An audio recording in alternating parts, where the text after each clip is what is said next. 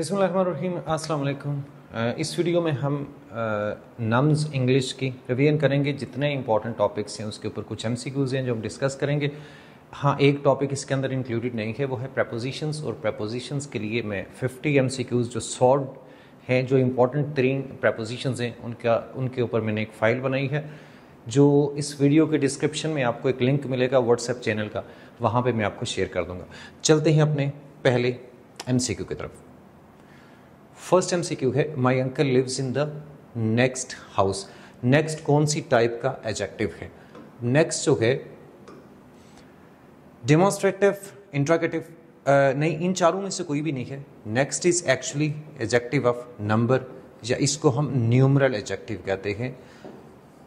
Numeral adjective ये order को show करता है, सीक्वेंस को शो करता है। फर्स्ट, सेकंड, थर्ड या नेक्स्ट है, लास्ट है, ये आपके एडजेक्टिव ऑफ नंबर्स होते हैं, न्यूमरल एडजेक्टिव होते हैं।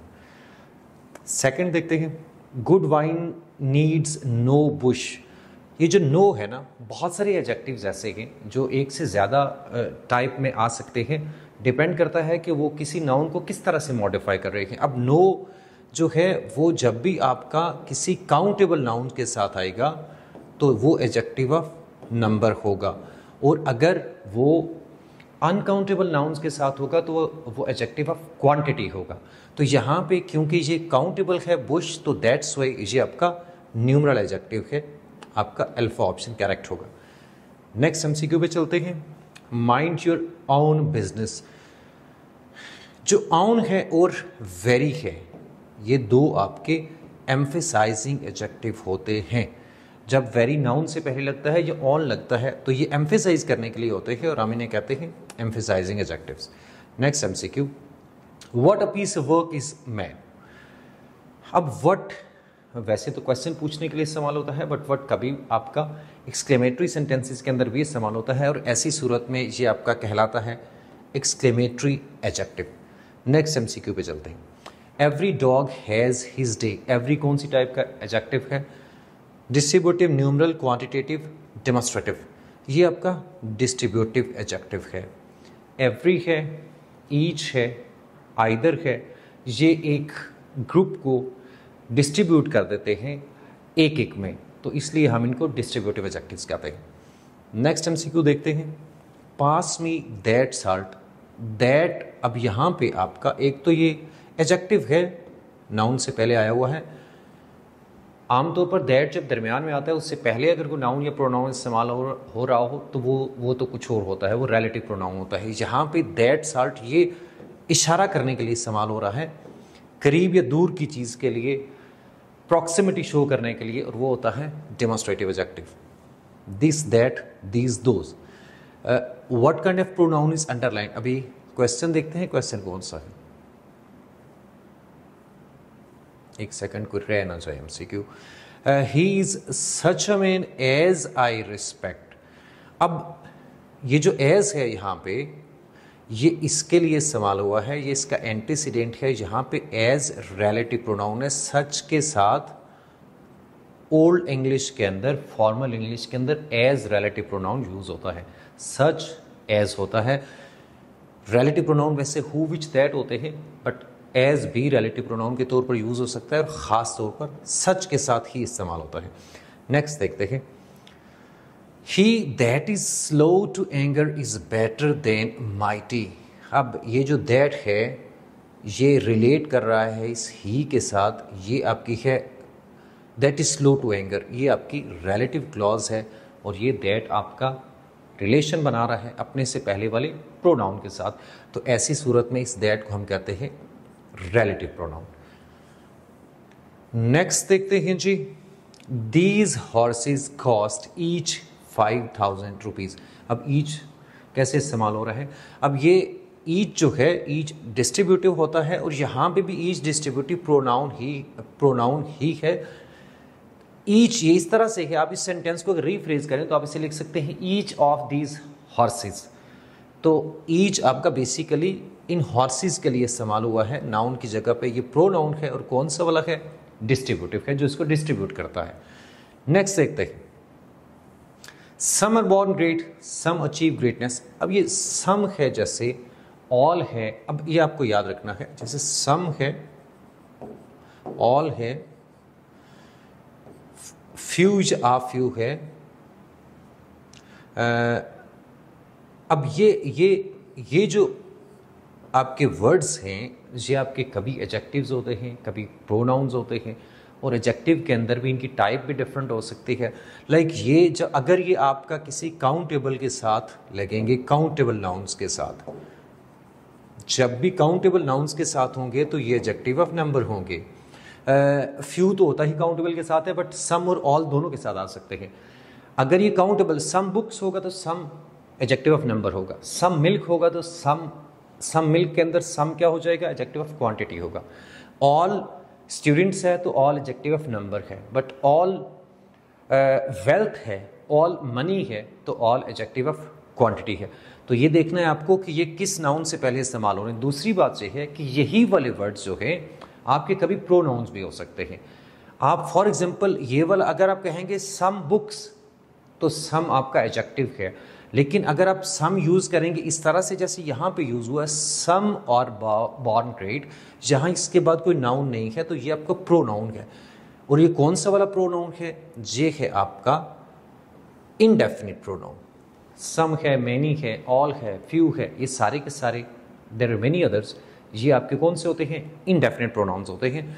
तो यहाँ पे आपको ये दो चीज़ों का ध्यान करना है, एक ये कि ये वाले वर्ड्स, ये आपके जो वर्ड्स हैं क्या ये एडजेक्टिव हैं या प्रोनाउंस हैं, ठीक है। और फिर अगर एडजेक्टिव्स हैं तो फिर आपको ये ध्यान करना है कि ये काउंटेबल के साथ है या अनकाउंटेबल के साथ है। तो सम आर बॉर्न ग्रेट, यहाँ पे ये सम अचीव ग्रेटनेस, ये दोनों सम जो हैं ये आपके इनडेफिनिट प्रोनाउंस हैं। और अगर आप इसके साथ some people are born great करेंगे तो वो इनडेफिनिट, वो आपके क्या हो जाएंगे, एडजेक्टिव्स हो जाएंगे। कौन से, adjective of number, indefinite adjective भी कह सकते हैं क्योंकि ये एग्जैक्ट नंबर को शो नहीं करते हैं। नेक्स्ट देखते हैं जी, he that wrongs his friend wrongs himself. Self form आपकी दो तरह से यूज होती है, जो प्रोनाउन है self form of a pronoun reflexive भी हो सकती है, एम्फैटिक भी हो सकती है। आपको ये देखना है अगर ये आपकी यानी आपका एक्शन रिफ्लेक्ट करता है सब्जेक्ट की तरफ तो ये आपका सेल्फ फॉर्म जो होती है वो रिफ्लेक्सिव होती है। He that wrongs his friend wrongs himself, ये इस रॉन्ग ये वर्ब है और इसका ऑब्जेक्ट है, और सेल्फ फॉर्म जब भी ऑब्जेक्ट के तौर पर यूज होती है तो वो आपकी रिफ्लेक्सिव होती है। तो ये आपका एम्फैटिक नहीं है, ये रिफ्लेक्सिव है। नेक्स्ट देखते हैं, ही रिमेन्ड काम even under great pressure. What type of verb is underline, remained underline है यहाँ पे, ये कौन सा वाला वर्ब है। अब ये आपको बहुत अच्छे से पता होना चाहिए, बहुत दफ़ा क्वेश्चन है इसके ऊपर कि कोई लिंकिंग वर्ब है, जो एक्शन वर्ब है। ये आपका यहाँ पे रिमेन आपका लिंकिंग वर्ब है। ये लिंकिंग किस तरह से है, जो भी लिंकिंग वर्ब्स होते हैं, एक बात याद रखिए, लिंकिंग वर्ब्स ये आपके रिप्लेस हो जाते हैं किसके साथ, टू बी के साथ। तो बहुत सारे वर्ड्स हैं जैसे सीम है, अपीयर है, टर्न है, उसके बाद रिमेन है, उसके बाद बिकम है, there are so many other words, grow है, स्काई ग्रू डार्क है, जैसे लास्ट ईयर आया वो था। तो ये सारे के सारे जो वर्ब्स हैं लिंकिंग वर्ब्स हैं। इस तरह से सेंसेस वाले जो वर्ब्स होते हैं वो भी लिंकिंग वर्ब्स होते हैं। टेस्ट है, स्मेल है, लिंकिंग वर्ब्स जो भी होंगे वो आपके रिप्लेस हो जाएंगे किसके साथ, टू बी के साथ। टू बी का मतलब है is, am are, was were. तो यहाँ पे भी आप देख लें तो ये रिप्लेस हो जाएगा। ही वॉज काम इवन अंडर ग्रेट प्रेशर, तो वॉज से रिप्लेस हो सकता है, इसका मतलब है ये आपका लिंकिंग वर्ब है। नेक्स्ट देखते हैं, नेक्स्ट एमसीक्यू आपका, द सूप टेस्ट डिलीशियस। अब ये टेस्ट भी क्या, सेंसेस वाले वर्ब भी आप देखें कि क्या रिप्लेस होते हैं या नहीं होते। टेस्ट की जगह इज लिखें, द सूप इज डिलीशियस, तो ये सही है, दैट मीन्स ये भी लिंकिंग वर्ब। नेक्स्ट वन, और एक बात और याद रखिए, अगर आपको ये समझ नहीं आ रहा ना, ये वाली जो बात मैंने समझाई, अगर इससे आपको आइडेंटिफाई नहीं होता तो एक और जब भी आपसे ये पूछा जाए कि लिंकिंग है या स्टेटिव वर्ब है, तो एक और तरीका होता है इसको आइडेंटिफाई करने का, एक और लाइक ट्रिक है। वो क्या है, हमेशा लिंकिंग वर्ब के बाद अगले वाला जो वर्ड होगा वो एडजेक्टिव होगा। तो अगर आपको उस तरह से समझ नहीं आ रहा रिप्लेस करके, तो आप ये देख लें कि क्या इस वर्ब के बाद आगे एडजेक्टिव लगा हुआ है या एडवर्ब है। अगर एडजेक्टिव है तो वो डेफिनेटली आपका लिंकिंग वर्ब है। यहाँ पे भी देख लें काम है, अभी यहाँ पे आप देख लें the soup tests delicious. Delicious जो है ये आपका एडजेक्टिव होता है, ठीक है। जैसे आप कहते हैं द फ्लावर्स स्मेल स्वीट, तो स्वीट भी आपका एडजेक्टिव होता है। अगर आपको टेस्ट आपका एक्शन वर्ब के तौर पर यूज हो तो फिर इसके बाद कभी भी आपका एडजेक्टिव नहीं आएगा। फॉर एग्जांपल अगर मैं लिखता हूं ही टेस्टेड द सूप, तो अब आपको पता चल सकता है कि ये सेंसेस है का वर्ब है, लेकिन यहां पे ये एक्शन वर्ब के तौर पर यूज हो रहा है क्योंकि इसके बाद आपका एडजेक्टिव नहीं बल्कि एक नाउन है जो इसका ऑब्जेक्ट है। तो टेस्ट यहाँ पे ट्रांजिटिव वर्ब है। तो लिंकिंग वर्ब को दो तरह से आप चेक कर सकते हैं, एक तो इजे मार्क लगा के, दूसरा उसके बाद देखें अगर एडजेक्टिव लगा हो तो वो लिंकिंग वर्ब है। Next one, she gave her friend a gift. ये जो वर्ब है यहाँ पे गेव, ये कौन सी टाइप का वर्ब है? ये ट्रांजिटिव वर्ब की टाइप्स है, mono transitive, di transitive, complex transitive, ambi transitive भी होता है।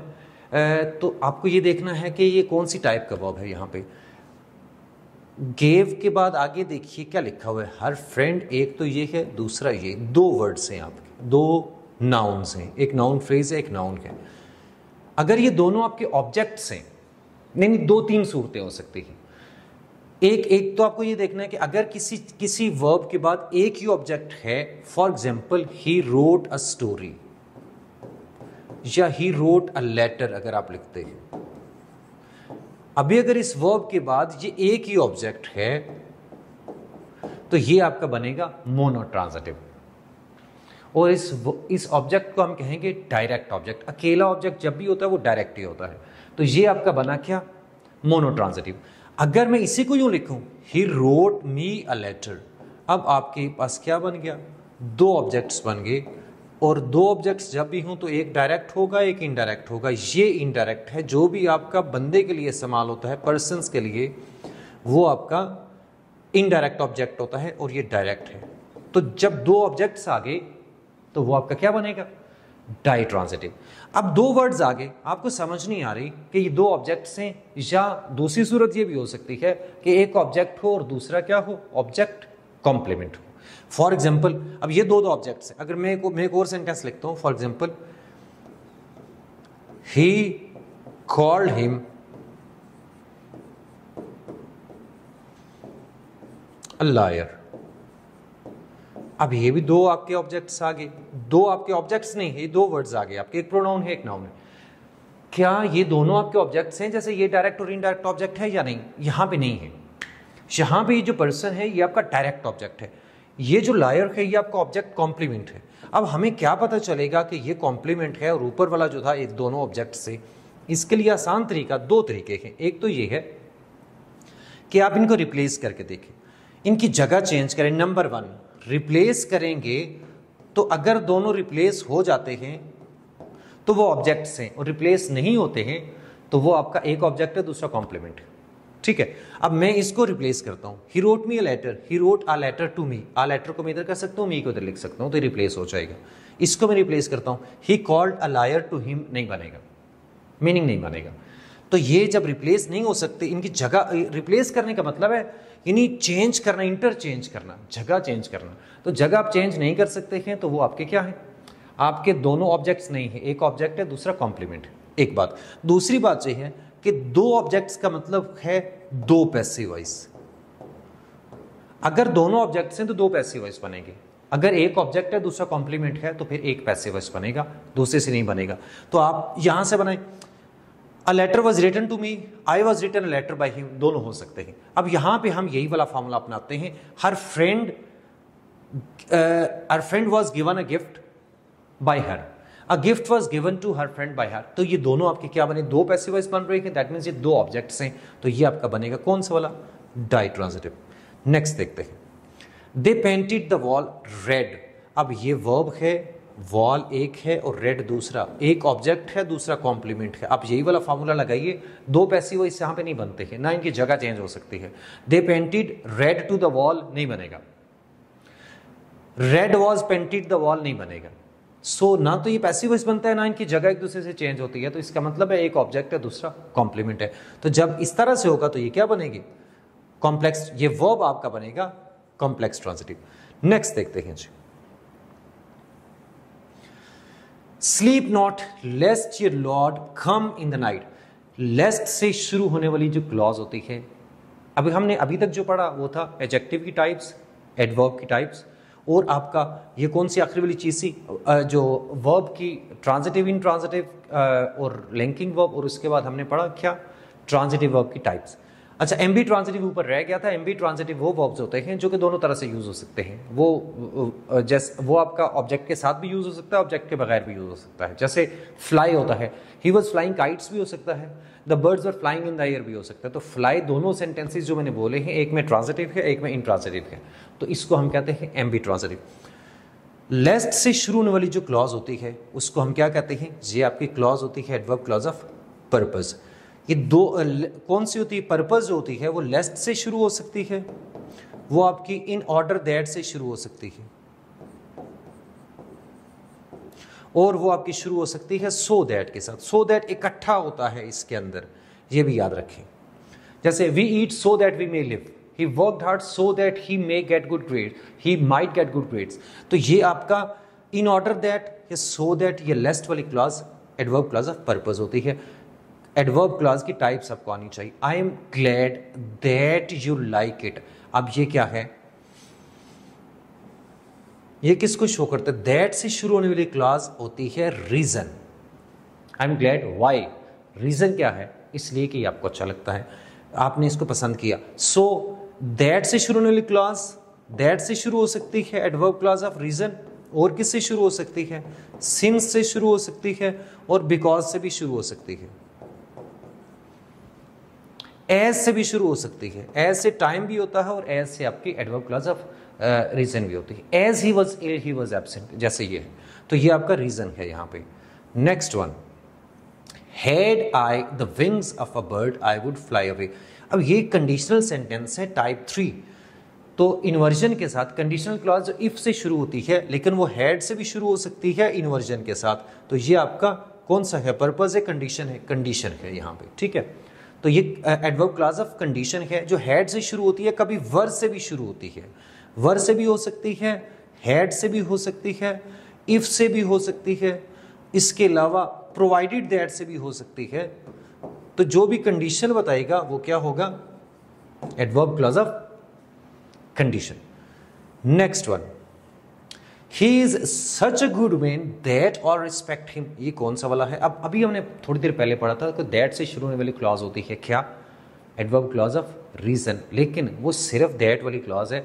अगर आपकी क्लॉज हो सो और आगे चल के आगे आपका आ रहा है दैट, या इधर सच है और दैट, तो इस तरह से जब भी ये शुरू होगी ये वाली क्लॉज, तो ये क्या कहलाएगी, ये आपकी एडवर्ब क्लॉज ऑफ कॉन्सिक्वेंस या रिजल्ट होती है। He is such a good man, वो इतना अच्छा आदमी है, उसका क्या रिजल्ट है, that all respects him, that all respect him. तो this clause is actually adverb clause of consequence या result. So that he was so happy that he started dancing for example. तो दैट वाली clause यहाँ so और that या सच और that जब भी इस तरह से आएगा तो ये आपकी कॉन्सिक्वेंस होगी। Next one, walking along the river he enjoyed the breeze. What type of clause है, phrase is walking along the river. ING से शुरू होने वाली जो फ्रेज होती है वो जेरेंड होती है या आपकी क्या होती है, पार्टिसिपल होती है। अब आपको कैसे डिसाइड करना है, सिंपली आप ये करेंगे कि आप इसको रिमूव करके देखेंगे, इसको हटा दो। अगर तो ये सेंटेंस कंप्लीट बन रहा है तो ये आपकी पार्टिसिपल है, और अगर नहीं बन रहा तो ये आपके जेरेंड है, सिंपल है। तो यहाँ पे ही enjoyed the cool bridge, complete sentence बन रहा है, दैट मीन्स ये आपकी पार्टिसिपल है, ठीक है। तो यहाँ पे आप इससे क्या कहेंगे, प्रेजेंट पार्टिसिपल है। पार्टिसिपल भी तीन तरह के होते हैं, जो आईएनजी वाला है वो प्रेजेंट पार्टिसिपल है, जो आपका थर्ड फॉर्म है वो पास्ट पार्टिसिपल है, और जो आपका हैविंग प्लस थर्ड फॉर्म है वो आपका परफेक्ट पार्टिसिपल होता है। Next one, her favourite hobby is painting. अब ये वाली जो क्लॉज है, painting landscapes in water colour. अब ये वाला क्या है, कौन से, अगेन इसके साथ वही करिए जो पहले बताया, आईएनजी से शुरू हो रही है, रिमूव करके देख लें, रिमूव करेंगे मीनिंग चला जाएगा, और मीनिंग चला गया, दैट मीन्स ये क्या है, चैरिड है। Next one, broken by the storm the old tree lay across the road. Broken by the storm कौन सी वाली फ्रेज है? अब थर्ड फॉर्म से शुरू होने वाली जो भी फ्रेज होती है हमेशा हमेशा V3 वाली जो फ्रेज है इसके लिए कोई दूसरा ऑप्शन है ही नहीं, ये हमेशा पार्टिसिपल होती है। और अगर पूछा जाए पार्टिसिपल के आगे कौन सी वाली है तो ये पास्ट पार्टिसिपल होती है। तो यहाँ पे कौन सा वाला है, पास्ट पार्टिसिपल फ्रेज है। अभी मैंने बताया having plus third form perfect participle होता है। The sun having set we decided to head home. The sun having set कौन सी वाली फ्रेज है? जो आपकी होता है ना नाउन प्लस पार्टिसिपल। कौन सा वाला पार्टिसिपल? कोई भी हो सकता है तीनों में से जो मैंने अभी आपको बताए हैं, प्रेजेंट पास्ट या परफेक्ट, या नाउन प्लस प्रेपोजिशनल फ्रेज। और इसके बाद आगे एक पूरी इंडिपेंडेंट क्लॉज अगर होगी तो ये वाली बनेगी आपकी, ये फ्रेज बनेगी आपकी कौन सी वाली, अभी बताता हूँ। ये भी याद रखना है कि हमेशा हमेशा इसके बाद आना चाहिए क्या, नाउन प्लस पार्टिसिपल या नाउन प्लस प्रेपोजिशनल फ्रेज। जब भी इनके बाद आगे कंप्लीट इंडिपेंडेंट क्लॉज होगी जिसको ये मॉडिफाई कर रहे हैं तो ये आपकी बनती है एब्सोल्यूट फ्रेज। और यही नाउन प्लस पार्टिसिपल या नाउन प्लस प्रेपोजिशनल फ्रेज अगर इसके बाद आगे क्लॉज नहीं आ रही तो ये नाउन फ्रेज होती है। तो ये डिफरेंस आपको समझना है। यहां पे देखिए द सन हैविंग सेट, अब ये है नाउन प्लस पार्टिसिपल, ये वाला परफेक्ट पार्टिसिपल, और ये पूरी क्लॉज है आगे। हमेशा हमेशा जो एब्सोल्यूट क्लॉज, जो आपकी एब्सोल्यूट फ्रेज होती है, इसको कॉमा लगा के दूसरे हिस्से से अलग किया जाता है शुरू में जब ये आती है। तो ये वाला जो ये पूरी क्लॉज है इंडिपेंडेंट, इस पूरी क्लॉज को मॉडिफाई करती है। तो ये आपकी कौन सी बनेगी, एब्सोल्यूट फ्रेज। नेक्स्ट वन देखते हैं, next example, her arms folded across her chest, Maria waited silently. अब क्या हुआ, आर्म्स आपका नाउन है, folded across her chest, folded third form है, ये V3, ये पार्टिसिपल है, this is participle. So noun again it's noun plus participle, और ये पूरी मारिया वेटेड साइलेंटली, ये आपकी पूरी इंडिपेंडेंट क्लॉज है। तो यहां से लेकर यहां तक ये आपका क्या बनेगा, this is again absolute phrase. तो नाउन प्लस पार्टिसिपल हो या नाउन प्लस प्रेपोजिशनल फ्रेज हो। फॉर एग्जांपल आप कहते हैं टीयर्स इन हर आईज, तो अब टीयर्स क्या हुआ, in her eyes, she left the room silently, quietly. अब क्या है, अगेन ये आप देखिए ये पूरी क्लॉज है, ये टीयर्स हो गया आपका नाउन, ये होगी प्रेपोजिशनल फ्रेज। तो ये सारी की सारी बनेगी एब्सोल्यूट फ्रेज। अगर मैं यही वाला टीयर्स इन हर आईज के बाद आगे क्लॉज ना लिखूं तो ये नाउन फ्रेज बनेगी। अगर मैं कहता हूं for example tears in her eyes made her look more innocent, अब क्या हुआ, अब ये वाला हिस्सा एक क्लॉज नहीं है। तो अगर मैं इसको टीयर्स इन आईज को यहां पे लिख के इसको अंडरलाइन कर लूं तो ये क्या बनेगा, this would become a noun phrase, क्योंकि ये वर्ब है, ये नाउन फ्रेज है जो सब्जेक्ट के तौर पर यूज हो रही है, और ये वाला हिस्सा अलग से क्लॉज नहीं है। हमेशा याद रखें एब्सोल्यूट फ्रेज के अलावा बाकी हिस्सा एक कंप्लीट इंडिपेंडेंट क्लॉज होनी चाहिए, अदरवाइज वो आपकी एब्सोल्यूट फ्रेज नहीं होगी। नेक्स्ट वन, दो tired of waiting he remained patient, simple complex compound sentence कौन सा है जी, ये आपको बहुत ध्यान करना है। ये दो हिस्से आपको नजर आ रहे, एक ये है एक ये है। समटाइम्स ऐसे होता है कि हमें ये समझ नहीं आती कि क्या ये दोनों क्लॉजेज हैं या एक क्लॉज है और एक फ्रेज है। तो दो तरीके बताता हूं आपको। एक तो ये है कि अगर ये दोनों क्लॉजेज हैं तो दो सब्जेक्ट्स होंगे, दो क्लॉजेज का मतलब है दो सब्जेक्ट्स। तो यहां पे आप देख लें, इधर तो ये सब्जेक्ट है, इधर कोई सब्जेक्ट नहीं है, तो इसका मतलब है ये वाली फ्रेज है, ये क्लॉज है, ये फ्रेज है, सेंटेंस बनेगा सिंपल। एक तरीका ये है। दूसरा तरीका ये है कि आप टेंस चेंज करके देखिए। जो क्लॉज होती है क्लॉज, उसका टेंस हमेशा क्या होगा, चेंज हो जाएगा। इसके अंदर फाइनाइट वर्ब होता है, हमेशा इसका टेंस आपका चेंज हो सकता है। क्लॉज का, फ्रेज का कभी टेंस चेंज नहीं होता। तो ये बिल्कुल बेसिक डिफरेंस है, बड़े आराम से आप आइडेंटिफाई कर सकते हैं। कोई भी फ्रेज ले लेंगे और कोई भी क्लॉज ले लेंगे, आप इसको चेक कर लें, क्लॉज का हमेशा टेंस चेंज होता है, फ्रेज का टेंस चेंज नहीं होता। तो आपको आइडेंटिफाई करने के लिए दो चीज़ें मैंने बता दी है।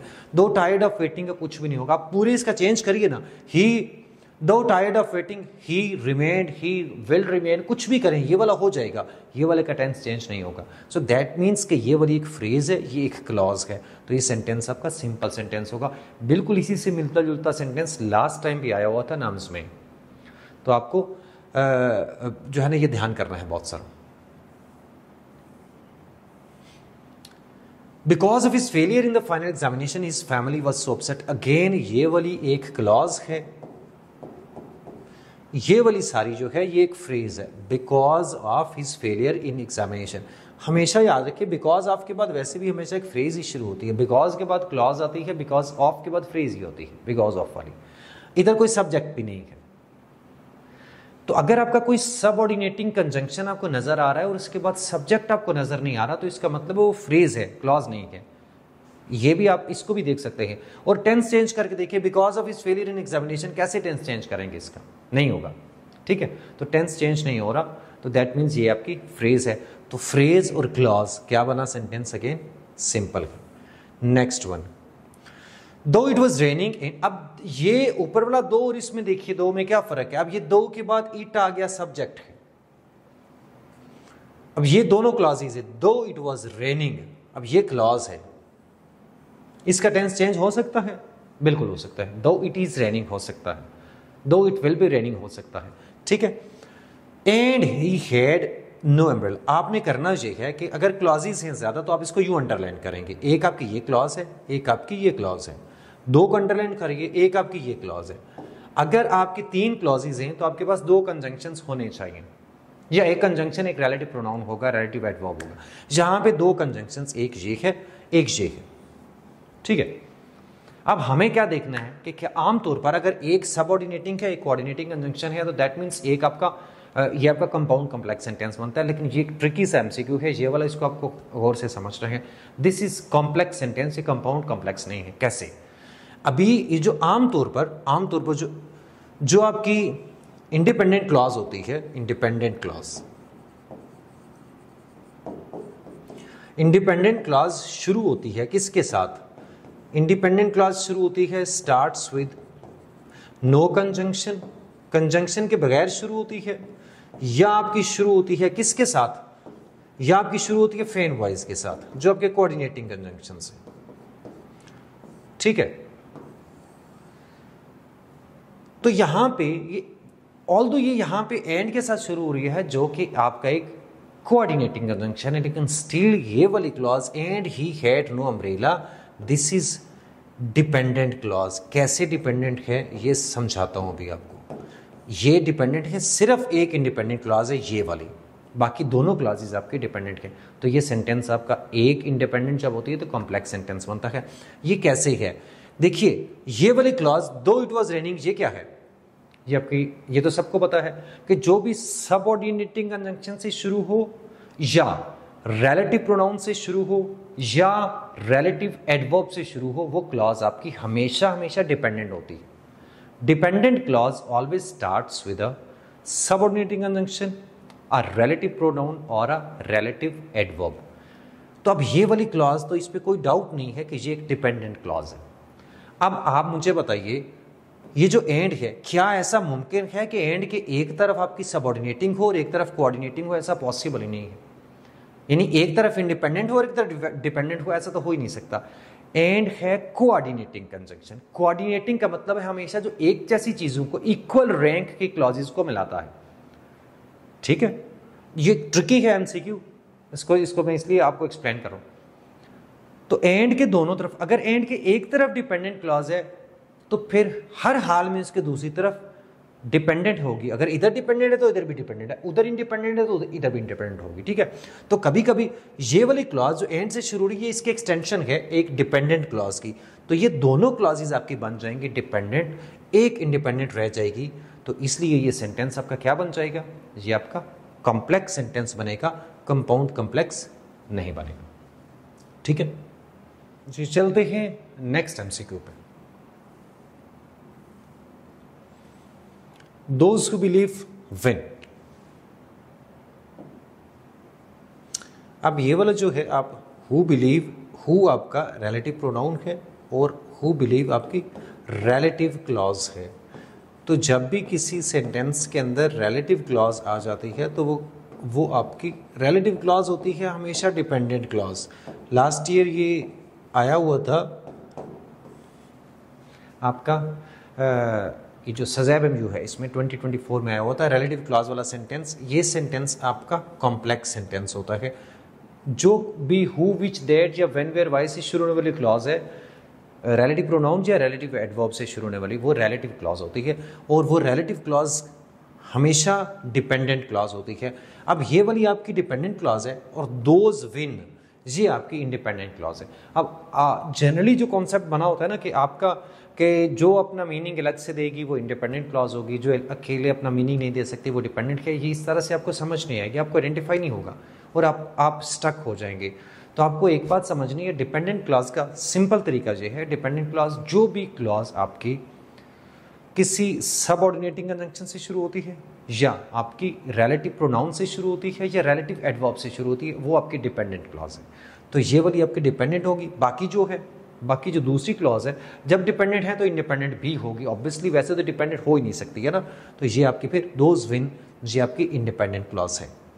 अब ये कैसे मीनिंग देती है? बिल्कुल देती है, लेकिन अभी मैं इसको एक्सप्लेन नहीं कर सकता क्योंकि वो ज़्यादा बात लंबी हो जाएगी। He believes he will win. अब ये क्या है जी? ये दो क्लॉजेज हमें नजर आ रही है। अगर हम अंडरलाइन करें तो ये यूं बनता है, ही बिलीव्स ही विन। हमें बीच में कोई कंजंक्शन कहीं पे नजर नहीं आ रहा, तो ये दो क्लॉजेज इस तरह से तो ज्वाइन हो ही नहीं सकती हैं बगैर कंजंक्शन के। ये तो रन ऑन सेंटेंस बन जाएगा। दैट मीन्स यहाँ पे कोई चीज़ मिसिंग है या ओमिट की हुई है। वो ओमिट की हुई चीज़ क्या है? दैट है। तो ये शुरू हो रही है क्लॉज दैट के साथ, ये वाली दैट ही विल विन। तो ये वाली डिपेंडेंट क्लॉज है, दैट से शुरू हो रही है, ठीक है। तो ये डिपेंडेंट क्लॉज है और इंडिपेंडेंट है, तो क्या बना? Complex sentence.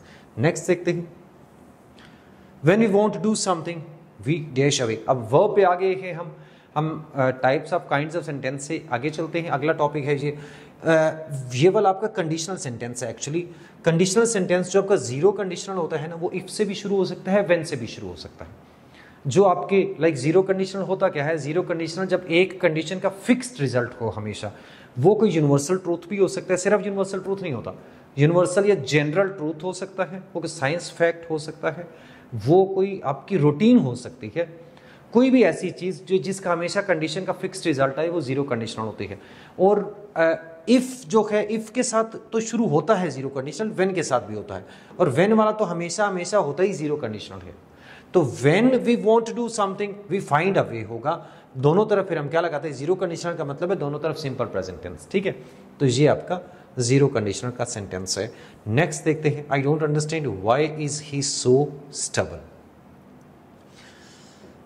ये वाली जो क्लॉज है ना, इसके अंदर एक प्रॉब्लम है यहाँ पे। वो क्या है? इसमें एरर क्या है, ये हमें फाइंड करना है। तो यहाँ पे अगर हम गौर से देखें तो ये आपका WH वर्ड के बाद आपका आ रहा है हेल्पिंग वर्ब, और ये सेंटेंस आपका बन रहा है, ये वाला सेंटेंस इंट्रोगेटिव है, तो ये इंट्रोगेटिव हो नहीं सकता। WH वाली क्लॉज जब भी आपकी इस तरह से यूज होती है, सेंटेंस के दरमियान में यूज हो रही है, तो ये आपका यहाँ पे आपका इंट्रोगेटिव सेंटेंस नहीं बनेगा, ये आपका क्या बनेगा? यहाँ पे डिक्लेरेटिव सेंटेंस बनेगा। डिक्लेरेटिव सेंटेंस का मतलब है आपका सब्जेक्ट पहले आएगा और वर्ब बाद में आएगा। Why he is so stubborn होना चाहिए। जब भी आप WH वाली इस क्लॉज को आप इवन सब्जेक्ट के तौर पर भी अगर यूज करें या ऑब्जेक्ट, यहाँ ये आपकी ऑब्जेक्ट के तौर पर यूज हो रही है, तो जब ऑब्जेक्ट के तौर पर या सब्जेक्ट के तौर पर यूज हो रही हो, तो दोनों सूरतों में इसको हम इसको इंट्रोगेटिव नहीं बना सकते, हम इसको डिक्लेरेटिव बनाते हैं। और WH वर्ड के बाद हम क्या करते हैं? हम आगे हेल्पिंग वर्ब नहीं लिखते, हम सब्जेक्ट लिखते हैं। ये बहुत इंपॉर्टेंट बात है। Since the project started the team worked tirelessly. Tenses पे है हम, यहाँ कौन सा कॉम्बिनेशन सही है, दोनों तरफ आपको देखना है। देखिए टेंसेस के लिए एक तो ये होगा, टेंसेस को समझने के लिए दो चीज़ें याद रखें। अगर तो एक ही क्लॉज वाला सेंटेंस है जिसमें टेंस आपको देखना है, तो उसके अंदर आप कोई टाइम का क्लू देखा करें कि कोई वर्ड आपको टाइम के बारे में बता रहा होगा, कुछ ना कुछ आपको बता रहा होगा कि टाइम क्या है, और अगर टाइम के बारे में कुछ आपको रेफरेंस मिल जाता है तो उससे आप आइडेंटिफाई करेंगे, कोई कीवर्ड कहीं मिलेगा आपको। और अगर दो क्लॉजेस वाला सेंटेंस है तो ऐसी सूरत में आपको टेंसेस चूज करते कॉम्बिनेशन को देखना है किसके साथ कौन सा कॉम्बिनेशन पॉसिबल है। तो अब यहाँ जो सिंस वाला सेंटेंस होता है ना, सिंस का याद रख लीजिए हमेशा, सिंस डिपेंडेंट क्लॉज है, दूसरी वाली इंडिपेंडेंट होगी, ठीक है। तो सिंस वाली क्लॉज के अंदर दो टेंसेस पॉसिबल है, सिंस प्लस या तो पास्ट इंडेफिनिट लगेगा या क्या लगेगा, प्रेजेंट परफेक्ट, सिंस वाली क्लॉज के अंदर ये यूं लगता। यानी अगर सिर्फ हम इस हिस्से को देखें तो सिंस द प्रोजेक्ट स्टार्टेड ये सही है, since the project has started ये भी सही है। अब फिर आते हैं मेन क्लॉज की तरफ। जो मेन क्लॉज होती है इसके अंदर आपका क्या लग सकता है, या तो आपका परफेक्ट टेंस लगेगा या आपका परफेक्ट कॉन्टिन्यूस लगेगा। हम वैसे भी सिंस फॉर के साथ तो हम परफेक्ट या परफेक्ट कॉन्टिन्यूस लगाते हैं, हम पास्ट इंडेफिनिट भी लगा सकते हैं, लेकिन हम परफेक्ट और परफेक्ट कॉन्टिन्यूस आमतौर पर लगाते हैं। तो यहाँ पे हम क्या करेंगे, ये वाला नहीं लग सकता, इज वर्किंग तो हो ही नहीं सकता, सिंस फॉर के साथ इज वाला से यानी आप कॉन्टिन्यूस टेंस तो लगा ही नहीं सकते हैं। तो ये क्या, the team works indefinite tense के साथ कभी भी सिंस नहीं लगता, तो ये वाला बनेगा। तो कौन सा बन गया आपका, सिंस द प्रोजेक्ट स्टार्टेड ये वाला, the team has worked tirelessly, Charlie option आपका सही होगा। नेक्स्ट वन, अगेन सिंस वाला सेंटेंस आ गया, since we have moved here we made many friends, made many friends नहीं होगा, यहाँ पे कौन सा ऑप्शन सही होगा, सिंस वी मूव्ड हियर ये दोनों सही हैं, since we had moved here ये तो हो ही नहीं सकता, सिंस वी मूव हियर ये भी नहीं हो सकता। तो इन दोनों में से कोई एक बनेगा, आगे देखते हैं। तो इधर इंडेफिनिट है तो इधर क्या लगा है, परफेक्ट, तो ये वाले दोनों आपके क्लॉजेस सही है, तो बीटा ऑप्शन आपका करेक्ट होगा। नेक्स्ट देखते हैं, when I was a child I dash play cricket. अब ये जो व्हेन आई वाज है ना, ये वाला आपका, इसको हम क्या कहते हैं, when I was is finished time expression. ये इंपॉर्टेंट चीज़ है, ये इसको आपको याद रखना है। फिनिश टाइम क्या होता है, कुछ एक्सप्रेशंस होते हैं जो ऐसे टाइम को शो करते हैं जो फिनिश हो गया है, उसमें से एक एक्सप्रेशन है व्हेन आई वाज। कुछ और वर्ड्स हैं जो इंपॉर्टेंट वर्ड्स हैं वो याद रखिए। एक तो लास्ट है, लास्ट, जब भी लास्ट का वर्ड आएगा, यस्टरडे आएगा या अगो आएगा, ये आपका फिनिश टाइम होता है। अच्छा, अब इसके अलावा एक और याद रख लें, अगर मैं लिखूं इन 7th सेंचुरी, जब भी टाइम मेंशन हो जाए पास्ट का, या मैं लिखूं इन 2019, पास्ट का कोई टाइम मेंशन हो जाए, चाहे वो 1000 साल पहले चाहे 6000 साल पहले की बात हो, जब भी टाइम मेंशन करेंगे तो वो फिनिश टाइम बनेगा और उसके साथ पास्ट इंडेफिनिट लगाना, परफेक्ट नहीं लगा देना कहीं, कोई और टेंस नहीं लगेगा। तो ये फिनिश टाइम है, इसके साथ हमें लगाना चाहिए पास्ट इंडेफिनिट। ठीक, एक बात तो ये समझ लें, हम ऑप्शंस पे नहीं जाते, हम वैसे लिखते हैं इसको। तो क्या बनेगा, when I was a child I played cricket daily, ये बनेगा, ठीक है। लेकिन अब इसके आगे एक और बात है, वो क्या है, जहां पे प्लेड वाला तो ऑप्शन ही नहीं है, तो फिर हम क्या करेंगे, कौन सा सही हो सकता है। तो यहां पे आपका ऑप्शन सही होगा वुड प्ले। वुड को हम पास्ट के लिए भी यूज करते हैं, और कब यूज करते हैं, कैसी सिचुएशन में, रिपीटेड या हैबिचुअल एक्शंस जो होते हैं आपके पास्ट के, उसके लिए हम वुड यूज करते हैं। ये बात भी याद रख लीजिए आप।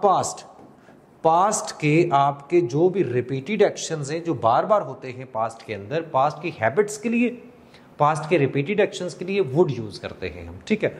और ये वुड होता है किसके इक्वल, वुड इज इक्वल टू, ऐसी सूरत में वुड आपका होता है would is equal to used to, मैं ऐसा किया करता था। I would play cricket daily when I was a child, या I used to play cricket daily, हम यूं कहते हैं, ठीक है। नेक्स्ट देखते हैं, he died, he has died. अभी हमने डिस्कस किया कि जो पास्ट इंडेफिनिट है वो फिनिश टाइम के साथ आता है, तो कभी भी past indefinite finish time expression के बगैर नहीं लग सकता। यहां पे आगे अगर हम दे यस्टरडे या कोई फिनिश टाइम, लास्ट वीक, तो फिर हो सकता है लास्ट मंथ हो सकता है, इन 2024 हो सकता है। लेकिन अगर फिनिश टाइम नहीं देंगे तो ये वाला सेंटेंस गलत है। अगर आपका कोई टाइम नहीं है, नो टाइम, अगर सेंटेंस में कोई टाइम नहीं गिवन है और आपको चूज करना है कि आप प्रेजेंट परफेक्ट लगाएंगे पास्ट इंडेफिनिट, तो आपको ये लगाना है, ठीक है, ये बात याद रखिए, प्रेजेंट परफेक्ट लगाना है, नो टाइम हो तो। When he dash realize this, it will be too late। ये वाला सेंटेंस क्या है? रियलाइज है, रियलाइजेस है, विल रियलाइज है, वुड रियलाइज है, ये है आपकी टाइम क्लॉज। टाइम क्लॉज क्या होती है आपको ये समझना है टेंसेस के लिए, ये बहुत इंपॉर्टेंट पॉइंट है एक टेंसेस का। टाइम क्लॉज होती है वो क्लॉज जो टाइम के साथ शुरू होती है, डिपेंडेंट क्लॉज होती है जो टाइम वर्ड के साथ शुरू होती है। मैं इधर लिखने नहीं लगा हूं, मैं बोलने लगा हूं सारी वर्ड्स। व्हेन के साथ शुरू हो सकती है, आफ्टर के साथ शुरू हो सकती है, बिफोर से शुरू हो सकती है, इफ से शुरू हो सकती है, उसके अलावा आपकी प्रोवाइडेड दैट से शुरू हो सकती है कंडीशन जो है, ठीक है, इमेजिन से शुरू हो सकती है। ये सारे वर्ड से शुरू होने वाली क्लॉज, एज सून एज से शुरू हो सकती है, ये वाली क्लॉज कहलाती है टाइम क्लॉज, डिपेंडेंट क्लॉज होती है। इसके साथ आगे जरूर एक और क्लॉज होगी, ठीक।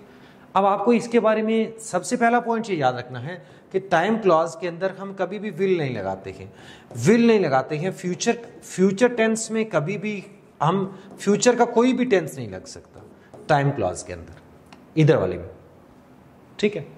तो हम क्या लगाते हैं, अगर हमें फ्यूचर की भी बात करनी है तो हम प्रेजेंट टेंस लगाएंगे टाइम क्लॉज के अंदर, ठीक है, ये बात याद रखनी है। अब व्हेन ही विल रियलाइज नहीं हो सकता, अब हम बात कर रहे हैं फ्यूचर की।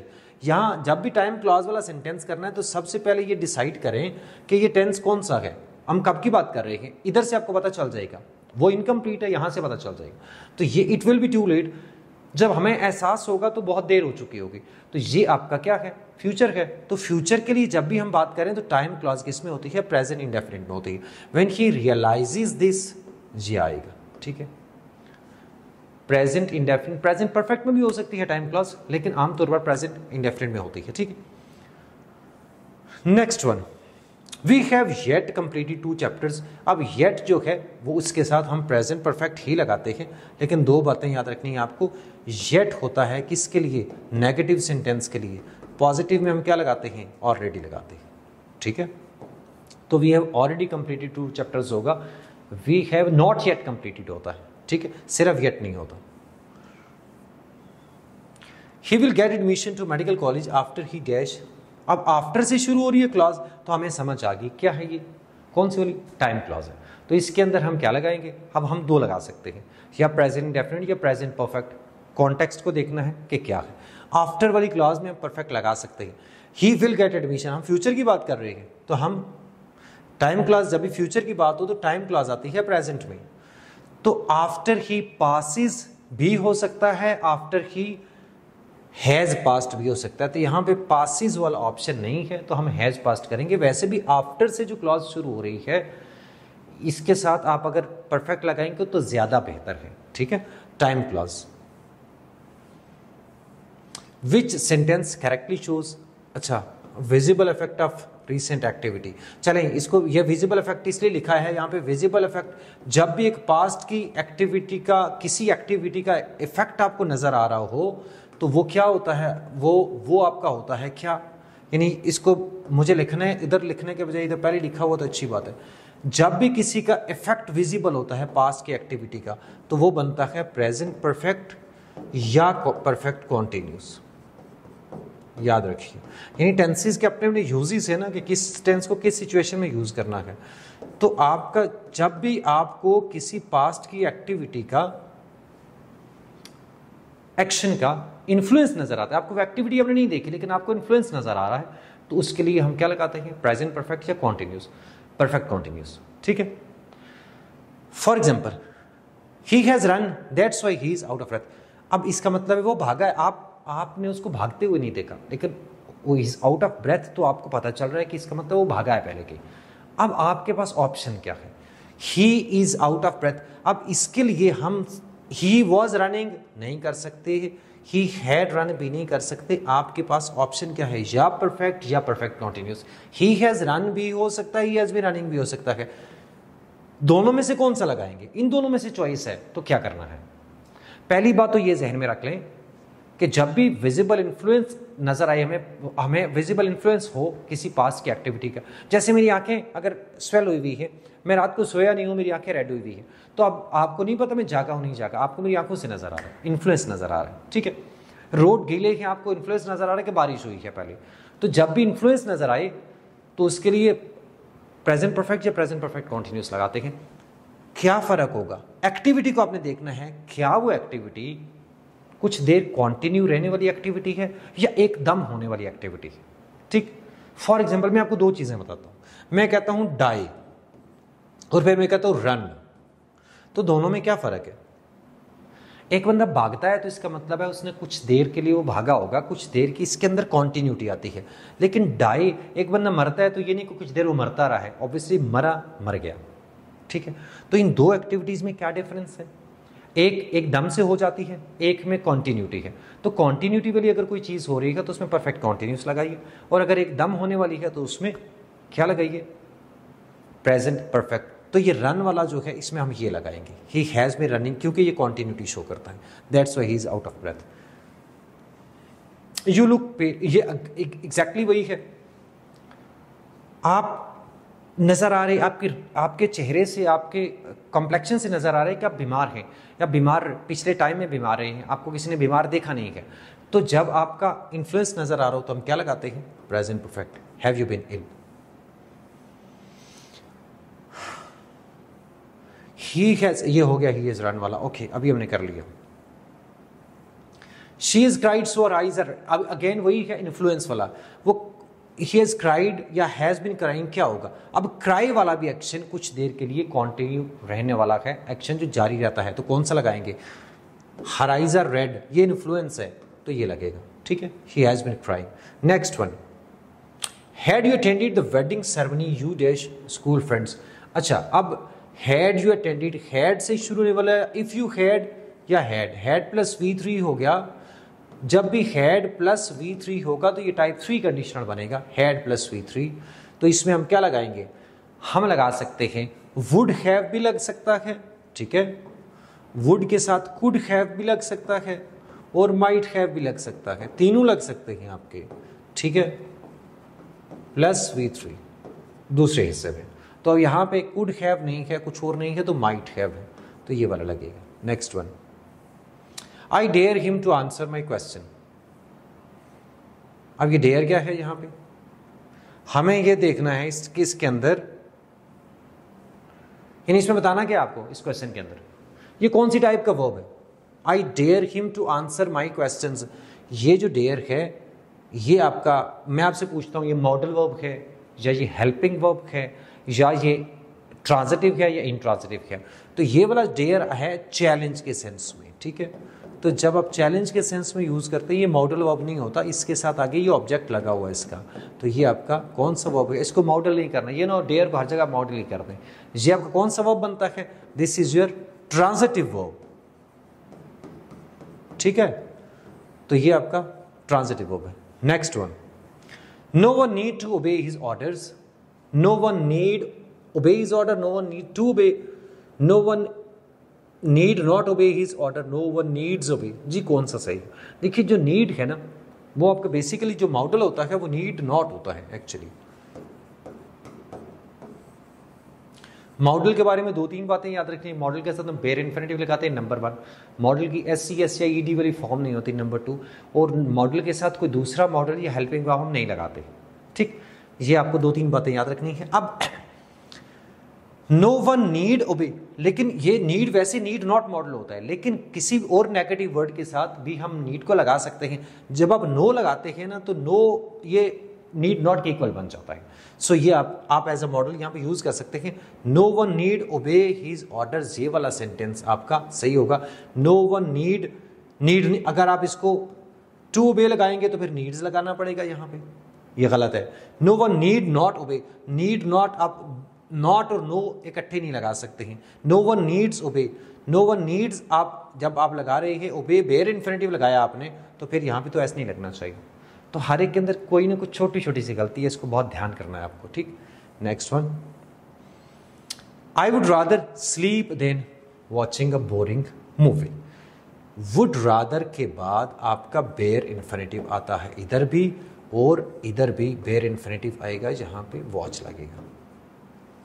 ठीक है, वुड रादर के बाद अगर दो चीजों का कंपैरिजन है तो स्टिल वुड रादर के बाद आप क्या लगाएंगे, बेयर इन्फिनेटिव लगाएंगे। हाँ, वुड रादर के बाद एक और फॉर्म भी लगती है, वो क्या होता है, वुड रादर के बाद अगर कोई सब्जेक्ट आ रहा है तो फिर आप लगाते हैं क्या, would rather plus subject two plus second form. For example मैं क्या कहूंगा, आई वुड रादर, अगर मैं लिखूं you, I would rather you slept होगा। फिर जब भी वुड रादर के बाद सब्जेक्ट आ गया तो फिर V2 लगता है। अदरवाइज वुड रादर के बाद हम बेयर इन्फिनेटिव लगाते हैं, एक लगाएं, दो लगाएं, बेयर इन्फिनेटिव लगाएंगे।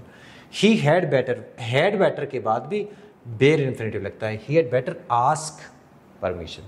हैड बेटर या वुड रादर दोनों के बाद बेयर इन्फिनेटिव लगाना है। आई बेड हिम, बेड के बाद भी बेयर इन्फिनेटिव लगाना है। आई हर्ड हिम से, इस तरह जब हियर या वॉच या सी यूज होता है तो हम उसके बाद भी बेयर इन्फिनेटिव लगाते हैं। I saw him, I hear him, I heard him, I watched him. इसके बाद आप दो लगा सकते हैं, आप बेयर इन्फिनेटिव लगा सकते हैं और आप आईएनजी भी लगा सकते हैं, यानी आप जेरेंड भी लगा सकते हैं, आप इन्फिनेटिव लगा सकते हैं, लेकिन बेयर इन्फिनेटिव लगेगा। तो बेड के बाद या हैड बेटर के बाद, वुड रादर के बाद या हियर वॉच सी के बाद हम क्या लगाते हैं, बेयर इन्फिनेटिव। ये याद रख लीजिए, ठीक है। Next one, you dash light a match, the room is full of gas. अब ये मॉडल वर्ब की चॉइस है, तो आपको बहुत ध्यान से देखना है कि कौन सा मॉडल वर्ब किस चीज को शो करता है।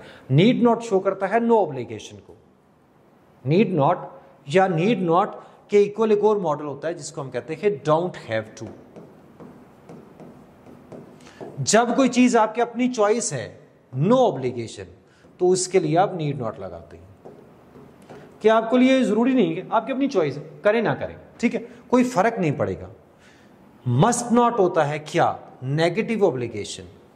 मस्ट और मस्ट नॉट का फर्क समझिए।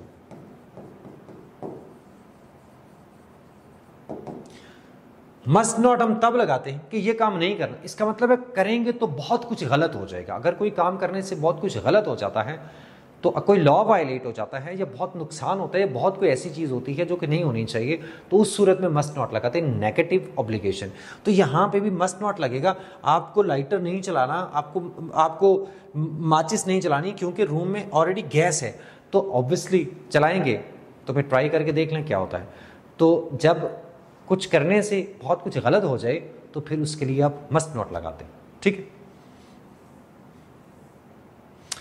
है। He doesn't dare speak to me, he doesn't dare to speak to me। जी कौन सा सही होगा? अब यहां पे डेयर जो है, जब आपने डज नॉट लगा दिया तो इसका मतलब डेयर क्या हुआ, ये आपका मेन वर्ब है। तो अब यूज कर सकते हैं नीड और डेयर को, दोनों को मेन वर्ब के तौर पर यूज कर सकते हैं, लेकिन आपको तरीका आपको इस्तेमाल सही तरह से करना है, ठीक है। अब इट डजंट नीड और ही डजंट नीड, अब ये दोनों में मैं आपको समझाना क्या चाह रहा हूं। देखिए, जो नीड है ना, जब नीड को एज अ मॉडल वर्ब नहीं यूज कर रहे आप यूज कर रहे हैं डज के साथ, इसका मतलब है ये मेन वर्ब के तौर पर यूज कर रहे हैं। जब ये मेन वर्ब के तौर पर यूज करेंगे तो इसके बाद आप टू वाली फॉर्म लगाएंगे, ये नहीं लगा सकते, ये गलत है, ठीक है। नीड को जब भी as a main verb use करेंगे तो बाकी वर्ब्स की तरह हम बेयर इन्फिनेटिव नहीं लगा सकते, हम टू लगाएंगे, ठीक है। लेकिन जो डेयर है, ये एक ऐसा वर्ब है कि इसके बाद आप बेयर इन्फिनेटिव लगाएं तब भी ठीक है, आप टू लगाएं तब भी ठीक है। और लास्ट टाइम ये डेयर वाला आया हुआ था 2024 में, और उसके बाद उसने बेयर इन्फिनेटिव लगाया हुआ था। तो मॉडल के अगर नहीं यूज हो रहा, मेन वर्ब के तौर पर यूज हो रहा है, फिर भी आप इसके साथ बेयर इन्फिनेटिव लगा सकते हैं। ये दोनों सेंटेंसेस बिल्कुल करेक्ट हैं, ये बात याद रखनी। नेक्स्ट वन, फॉर ईयर और so he is working with school. For है, फॉर अ ईयर और सो जब आ गया तो ही इज नहीं होगा, हैज बीन होगा। हम यहां पे इज नहीं लगा सकते। Next one, we dash friends for so many years, तो वी आर फ्रेंड्स नहीं होगा, वी हैव बीन होगा। तो कभी कभी सिंस फॉर आपसे आइडेंटिफाई नहीं होता, ये ध्यान करना है आपको, ठीक। कौन सा सेंटेंस सही है?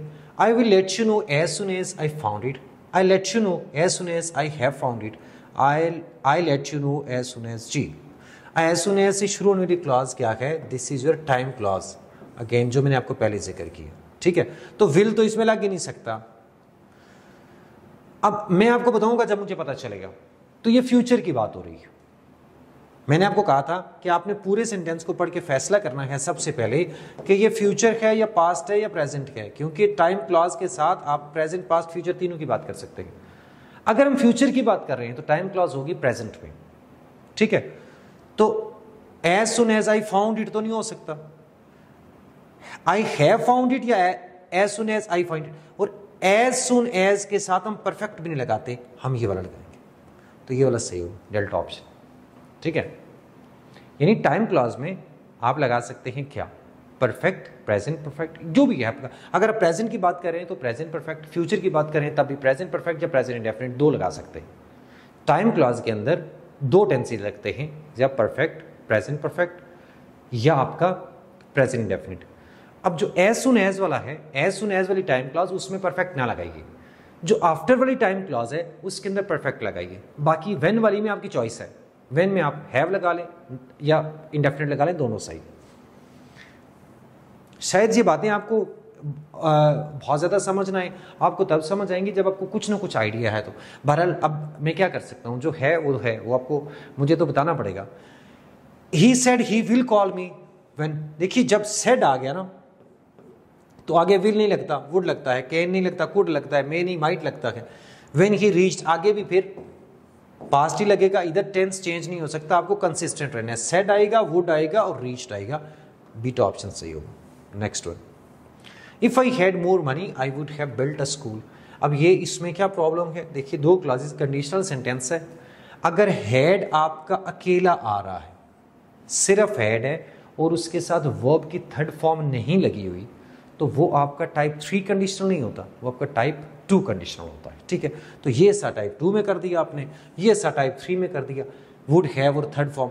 अब यहाँ पे आपको जब दोनों तरफ कोई डिफरेंट टाइम दिया हुआ हो, ओनली देन आप मिक्स्ड कंडीशनल लगाते हैं, अदरवाइज आप मिक्स नहीं कर सकते। तो if I had more money I would build होगा, ये हम बनाएंगे इस तरह से। या अगर आप इसको टाइप 3 बनाना चाहते हैं वो भी बना सकते हैं, फिर क्या होगा, फिर आएगा had, if I had more money I would have built, ये बनेगा, ठीक है। I want you to join us, I want that you join us, ये बहुत इंपॉर्टेंट पॉइंट है, इसको समझना है आपको। Want you to join us ये सही है, I want that you should join us ये गलत है। वॉन्ट के बाद हम लगाते हैं क्या, वॉन्ट के बाद हम टू लगा सकते हैं, वॉन्ट के बाद हम दैट क्लॉज नहीं लगाते हैं। वॉन्ट के बाद अगर आप दैट क्लॉज लगाएंगे तो ये गलत हो जाएगा, I want that you should do this, ये गलत है, ठीक है। सजेस्ट के बाद I suggested her to see a doctor, ये गलत है। सजेस्ट के बाद आपको हमेशा दैट क्लॉज लगानी है, सजेस्ट प्लस दैट क्लॉज यही लगती है, टू लगाएंगे तो गलत हो जाएगा, ठीक है। She told that she would come, told के बाद आपको ऑब्जेक्ट लगाना है हमेशा। टेल एक ट्रांजिटिव वर्ब है, इसके बाद हमें ऑब्जेक्ट लगाना है। शी टोल्ड दैट नहीं हो सकता, शी सेड दैट हो सकता है, शी टोल्ड मी होगा, शी टोल्ड हिम होगा, ठीक है। Next one, he requested for a drink, request के साथ फॉर नहीं आता, ऑर्डर के साथ फॉर नहीं आता, डिस्कस के साथ अबाउट नहीं आता, कॉन्फिडेंट ऑफ विनिंग ये सही है, ठीक है। तो ये इनका ध्यान करना है, कुछ वर्ड्स ऐसे, वर्ब्स ऐसे जिसके बाद प्रपोजिशन नहीं आती, जैसे अटैक के साथ ऑन नहीं आता, ठीक है, तो आपको इनके साथ प्रपोजिशन नहीं लगानी। दोबारा वही आ गया, नेक्स्ट देखते हैं। He is a better poet than a novelist, ये गलत है, आ नॉवलिस्ट नहीं होना चाहिए। वो एक ही बंदे की बात हो रही है, दो आर्टिकल्स हम या दो डिटर्मिनेंट्स सब लगाते हैं जब दो बंदों की बात हो। वो पोइट से ज़्यादा, वो पोइट भी है, नॉवलिस्ट भी है, लेकिन पोइट ज़्यादा अच्छा है नॉवलिस्ट की निस्बत, ठीक है। तो हम एक ही दफ़ा लगाएंगे। He was a great writer and poet, ये सही है। अब एक ही बात हो रही है तो एक ही दफ़ा लिखेंगे हम, ही है ना, एक बंदे की बात हो रही है तो एक ही दफ़ा आएगा। The first and the second chapter, ये भी इंपॉर्टेंट है, दोनों को पढ़िए। अगर हम लिखेंगे the first and the second तो फिर हम लिखेंगे चैप्टर, अगर हम लिखेंगे द फर्स्ट एंड सेकंड तो फिर हम लिखेंगे चैप्टर्स। इसे बात याद रखिए, ठीक है, ये रूल है, इसको याद रखना है आपको। Next one, I only praise him when he deserves it. अब ये सारे सेंटेंसेस हैं जिनके अंदर कोई ना कोई एरर है, हमें ढूंढना है। ये एडवर्ब के ऊपर है सारे सेंटेंसेस, मैं जल्दी से आपको ये सारे हर एक का एरर बता देता हूँ। ओनली आपका एडवर्ब ऑफ फोकस है, जिस हिस्से को आप मॉडिफाई कराना चाह रहे होते हैं आप उससे पहले लगाते हैं, जहाँ गलत जगह पे लगा हुआ है। आई प्रेज हिम ओनली व्हेन, यहाँ पे होना चाहिए उस वक्त जब वो डिजर्व करता है, तो ओनली यहाँ पे आता है। ही ओनली वर्कड टू सम, नहीं, he worked only to some, ये है। The house was to costly that. अब एक एरर ये भी आता है, टू के बाद हम लगाते हैं क्या, याद रखें, टू के बाद टू लगता है, सो के बाद दैट लगता है, और वेरी के बाद कुछ भी नहीं लगता। तो आपने ये एरर किस तरह से आता होता है कि कभी वो ये करते हैं कि टू के बाद दैट लगा देते हैं या वेरी के बाद दैट लगा देते हैं, तो दोनों गलत होते हैं। तो the house was so costly होगा। दिस हार्डली वन लिबर्टी, नहीं, हार्ड और हार्डली का डिफरेंस समझ लें। हार्डली का मतलब होता है बेयरली, स्केर्सली, ठीक है, और ये हार्ड का मतलब होता है मुश्किल से, ठीक, जहां मुश्किलात फेस करनी पड़े आपको, टफ। दिस हार्ड वन होगा जो मुश्किल से हासिल की हुई है, ठीक है, जिसमें मेहनत लगी है ज्यादा। I cannot by no means, not और नो इकट्ठे दो नहीं आ सकते हैं, दो नेगेटिव वर्ड्स इकट्ठे आपको नहीं लगाने, ठीक। He had hardly left the city, hardly के साथ हम देन नहीं लगाते, व्हेन लगाते हैं। हार्डली और स्केर्सली के साथ व्हेन लगता है, नो सूनर के साथ देन लगता है। ही हार्डली टोल्ड मी समथिंग, अब यहाँ हार्डली है, ये तो सही है, लेकिन समथिंग नहीं होगा, यहाँ पे एनीथिंग होगा। ये जो आपके नेगेटिव एडवर्ब्स है ना, यानी नेवर है, नॉट है, इसके अलावा और क्या है, आपका हार्डली है, रेयरली है, बेयरली है, स्केर्सली है, इन सब के साथ भी आप कोई और नेगेटिव वर्ड आप उसके साथ सम नहीं लगा सकते। आप क्या करेंगे, आप इनके साथ एनी लगाएंगे, एक बात। दूसरी बात यह है कि इनके साथ कोई नेगेटिव वर्ड नहीं लगाना आपको, ठीक है। तो हार्डली एनी होता है, हार्डली सम नहीं होता। This book is as good if not, इसमें क्या है, पॉजिटिव डिग्री के दोनों तरफ एज आता है, as good as if not better, ये फिक्स एक्सप्रेशन है, इस तरह से आपको इसको यूज करना है, ठीक है। विच सेल्डम और नेवर, सेल्डम और नेवर सही एक्सप्रेशन है, या होता है सेल्डम और नेवर, या होता है सेल्डम इफ एवर। लिटल और नथिंग, लिटल इफ एनीथिंग, ठीक है, ये याद रखना है। दे नॉट ओनली लॉस्ट, अच्छा, नॉट ओनली और बट ऑल्सो का एक बहुत इंपॉर्टेंट पॉइंट आपको समझना है कि इसके बाद आने वाले जो अगले वर्ड्स हैं ना, वो पार्ट ऑफ स्पीच एक होने चाहिए। ये वर्ब है यहाँ पे, ये आपका नाउन है, ठीक है, नाउन फ्रेज है ये। तो इधर वर्ब उधर नाउन, तो ये गलत हो गया। नॉट ओनली बट ऑल्सो में भी ये ध्यान करना है, आइदर और नाइदर नॉर में भी ये ध्यान करना है। तो इसको कैसे सही करेंगे, they lost not only the match but also our hope, but also their hope होना चाहिए, ठीक है। ओनली आफ्टर द डिफीट, अब ओनली जो है, जब इससे ओनली से को हम कोई सेंटेंस शुरू करते हैं, ओनली एडवर्ब है, तो इसके स्टार्ट करेंगे तो इधर इन्वर्जन करेंगे। क्या होगा, did the captain realise, inversion I hope कि आपको आती होगी। इन्वर्जन में हम सब्जेक्ट से पहले वर्ब लगाते हैं। तो जब भी किसी एडवर्ब से हम सेंटेंस शुरू करते हैं, हार्डली है, स्केर्सली है, नो सूनर है, इसके बाद ओनली है, या नॉट फॉर अ सेकंड है, जैसे नॉट प्लस प्रपोजिशनल फ्रेज, तो हमेशा हम क्या करते हैं, हम इन्वर्जन करते हैं, ये बात याद रखिए। I much glad to see you, much glad नहीं होता, वेरी ग्लैड होता है। पॉजिटिव डिग्री के साथ हम वेरी लगाते हैं, ठीक है। वेरी और मच का डिफरेंस आपको पता होना चाहिए। वेरी हम पॉजिटिव के साथ लगाते हैं, मच हम कंपैरेटिव के साथ लगाते हैं, और इसके अलावा आईएनजी के साथ वेरी लगाते हैं, जो आईएनजी वाले जो पार्टिसिपल होते हैं। पास्ट पार्टिसिपल जो थर्ड फॉर्म होती है उसके साथ वेरी मच दोनों लगा सकते हैं। बस थोड़ा सा ये ध्यान करिए कि जितनी मेंटल स्टेट्स होती है, जैसे सरप्राइज्ड है, शॉक्ड है, जितनी स्टेट्स होती है उसके साथ हम वेरी लगाते हैं, मच नहीं लगाते, ठीक है।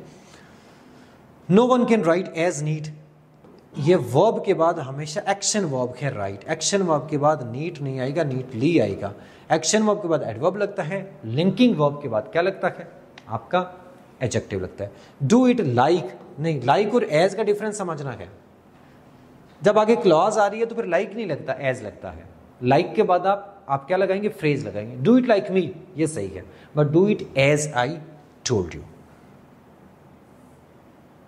ये तो यही वाला है। और दैट्स ऑल। आई होप ये वाला लेक्चर आपको हेल्प करेगा। गुड लक आप सबको नम्स के एग्जाम्स के लिए। और पंक्चुएशन सिर्फ रह गई है मेरे इसी चैनल के ऊपर आपको एक पूरी लाइक वो प्लेलिस्ट मिलेगी जिसमें पंक्चुएशन के सारे रूल्स बहुत डिटेल से हुए हैं।